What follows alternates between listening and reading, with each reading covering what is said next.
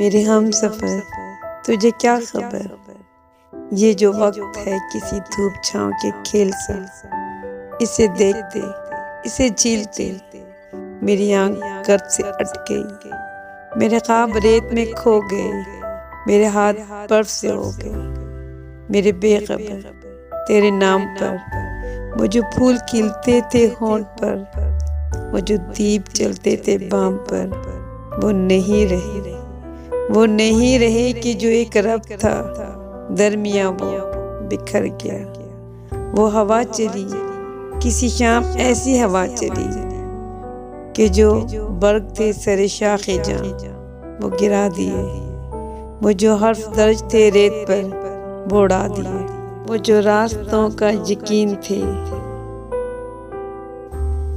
वो जो मंजिलों के अमीन थे, वो निशाने पा भी मिटा दिए।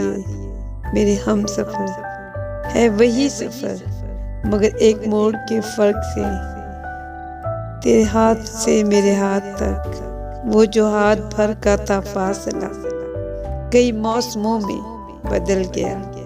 उसे नापते, उसे काटते मेरा सारा वक्त निकल गया। तू मेरे सफ़र का शरीक है, मैं तेरे सफ़र का शरीक हूँ। ये जो दरमियाँ से निकल गया, उसी फासले के शुमार में, उसी बेयकीन से गुबार में, उसी राह गुज़र के हसार में। तेरा रास्ता कोई और है, मेरा रास्ता कोई और है।